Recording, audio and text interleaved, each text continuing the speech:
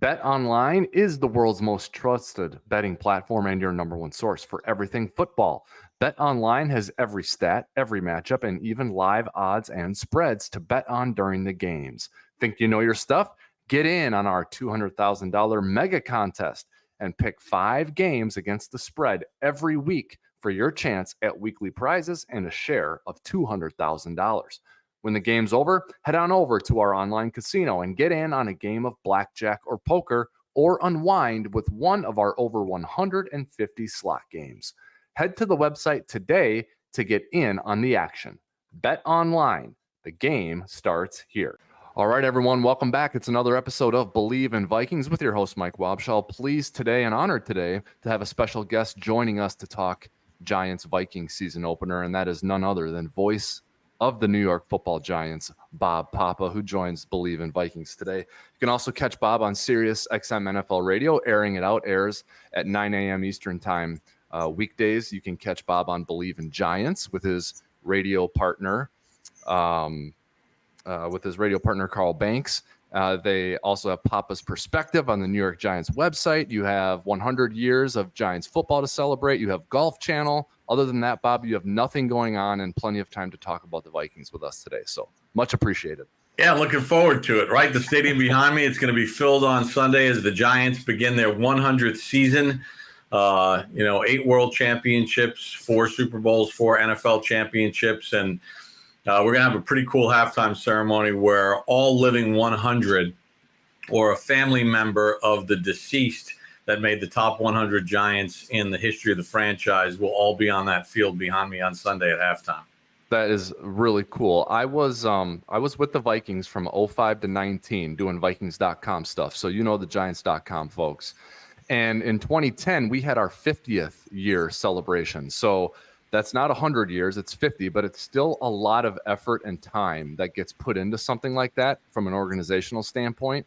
And you're going through that right now, and you're launching the actual season part of it. So I wish you guys well there and a lot of success. It's fun to celebrate something like that, especially for you when you have so much time and history invested in it. I did want to mention one thing with what Carl has going on with like the memorabilia. You know, the Wilfs are big Giants fans. Oh yeah. They were growing up. You and Carl got to run Mark and Ziggy down and get him a T-shirt on Sunday. Oh, I'm sure Carl will have a gift package for him of some sort. I've gotten to know Mark over the years. In fact, I'll never forget one time. I think it was right before the Vikings hired Mike Zimmer. I was at one of my son's youth travel basketball games, and I sat right next to Mark because his son was playing in the game. And the Wilfs are great. What they've done in the community in Minnesota with the building of the stadium and all the charitable efforts that they've done throughout the greater, Minneapolis area, Minneapolis, St. Paul, has been nothing short of spectacular. And they've taken this franchise to a whole nother level. So you can't help but be excited for the Wilf family. Yeah, that's nice of you to say. I think that's true. My first year was when Red McCombs sold the team to the Wilfs. So I really knew no other owners other than Mark and Ziggy and then their cousin Lenny. And yeah, you're right. They did a great job through a period of significant transition. When you talk about going from Winter Park to TCO Performance Center, going from the Metrodome to US Bank Stadium, hosting Super Bowl 52. So really stewards in a pretty important time in team history. And one of those important times is right now as they launch the 2024 season. I got a funny Red McComb story for you if you want to hear. Yeah, let me hear it. Yeah. Oh yeah. All right, so there's and I don't because I'm Italian, I don't eat in a lot of Italian restaurants because you can always cook it better than someone else can make it for you. But there is one place in New Jersey that I love called Benito's. And the night before the 2000 NFC Championship game, Red McCombs was in Benito's having dinner, and he was talking so much smack, and I was only a table or two away, and he was talking about how the Vikings are going to run roughshod, they're going to score 1 million points, Dante Culpepper, Randy Moss, Chris Carter, you name it, Robert Smith at running back, and the Giants and we're going to the Super Bowl. We are winning this game. They don't stand a chance. And the rest, as they say, is history, 41-0. That is known, like in radio, like in the radio world, you just have lexicon that develops and nicknames and stuff. That game in Minnesota is known as 41 Donut. That's what we call that here in Minnesota, 41 Donut. And it's part of the cursed history Vikings fans would say that they have. You've got weird things that happen. You've got Gary Anderson in 98. You've got Love Boat. You got the Metrodome roof collapsing. Which you were involved in to some degree there. As our plane got diverted to Kansas City. Yeah. So that is that 41 Donut is part of that. I was at a family Christmas, Bob, 2 weeks early. I'm at my family lives about an hour south of where we played our home games at the Metrodome. And we're at a family Christmas on a Saturday, and I get a call from my boss that says, "Hey, can you be to the airport in 2 minutes? We're going to Detroit." Because the Metrodome roof collapsed, and we got to play the Giants at the Lions Stadium. Oh my gosh, bizarre! Was totally bizarre. Lots of stories like that, though, when you're around a football team for long enough, as you know. So, Vikings-Giants. The first thing I wanted to bring up. When you're with the team and you're around the team, a lot of times people just come up to you and they say, "What do you think of this guy?" And for me, like when we had Brad Childress, it was Tavares Jackson. What do you think of Tavares? Can he really do it? And then of late, it's been Kirk Cousins. What do you think of Cousins? Because he was a big lightning rod guy in Minnesota. As you know, you cover the whole league. So when people say that to you about Daniel Jones, Bob, what do you say? I mean, because it's like they expect you to say, "Well, he's great and we're going to win the Super Bowl," or "He stinks and they got to get rid of him." But it's always somewhere in between is where the reality is. What do you say when people come up to you at Benito's and they ask you, "What do you think of Daniel Jones? Should they have given him that contract?" Because it's a complicated answer. Yeah, it very much is. I mean, look, he threw for 15 touchdown passes in 2022. Not going to knock your socks off. Did not throw interceptions. Didn't fumble the ball.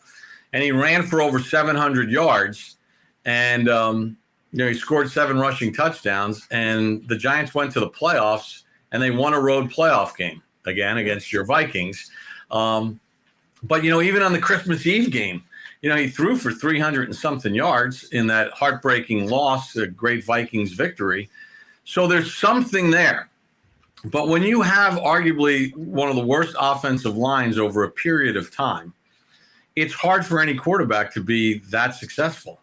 And the other thing is the Giants have gone into games over the last 4 or 5 years where if you went to their opponent and you said to their opponent, "Would you trade your number 1 wide receiver for our wide receiver? Or would you even trade your number 2 wide receiver for our number 1 wide receiver?" Everybody would say no outside of the New England Patriots, who the Giants played last year. Now they have a guy like Malik Nabers. So Darius Slayton, who was forced to be the number 1, can now morph into a number 2. And Jalen Hyatt and Wan'Dale Robinson. Because Nabers so far has lived up to all the billing. We saw in the joint practices with the Lions to the point where they were actually doubling them sometimes in practice when they went 11 on 11 with starter versus starter.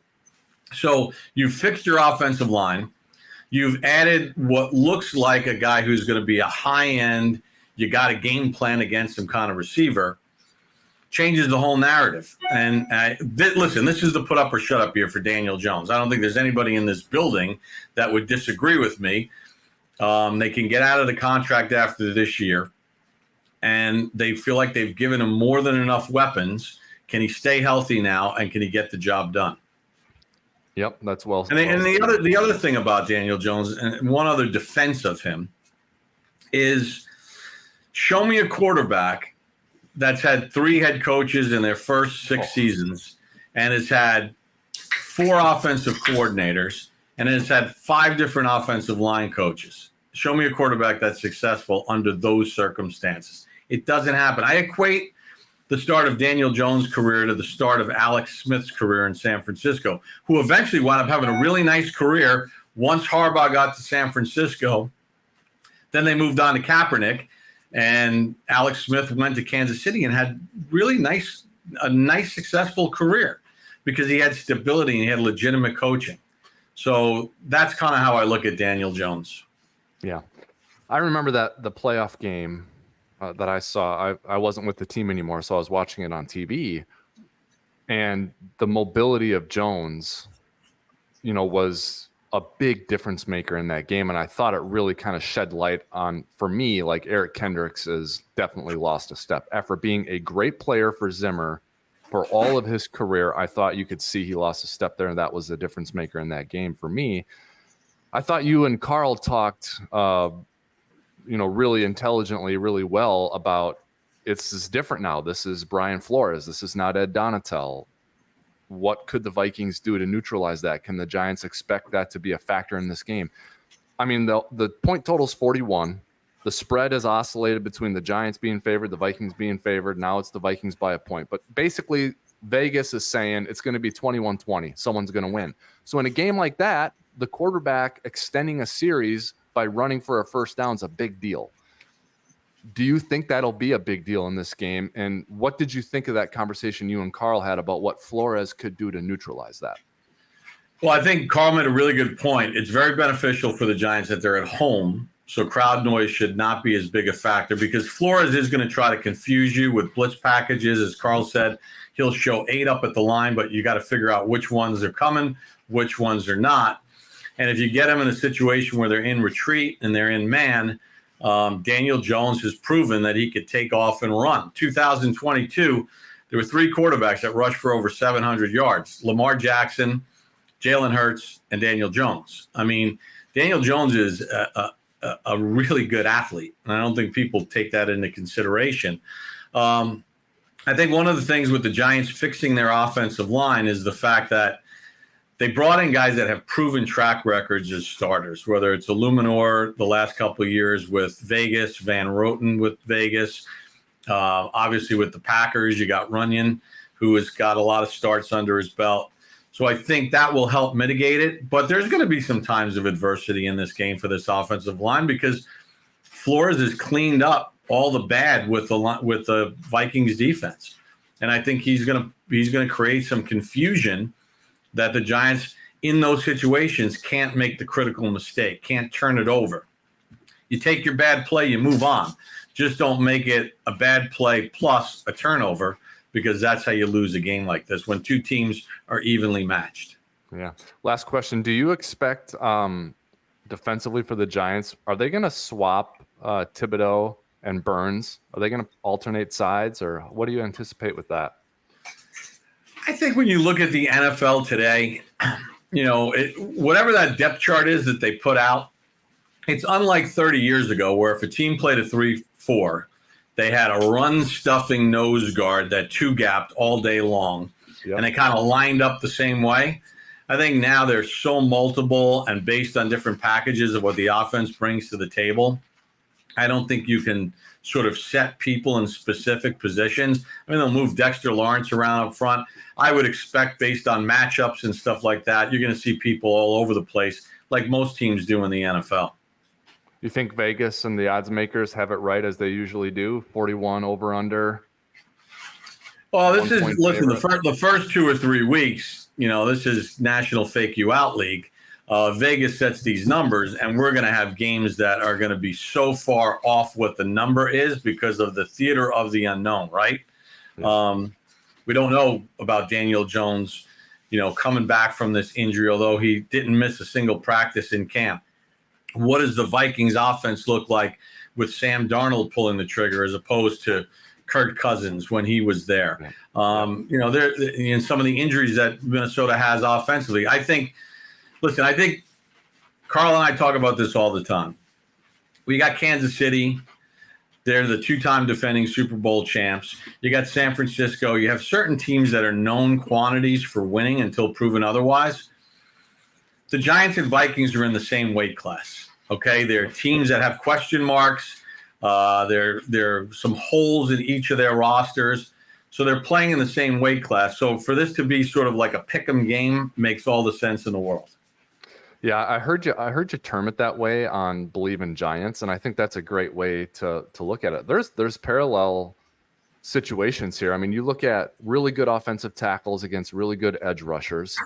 I think that's something that's parallel between these two teams. The quarterback, you sort of said prove it year for Daniel Jones. Sam Darnold's not going to be here next year, Bob, but this is a prove it year for him to other teams.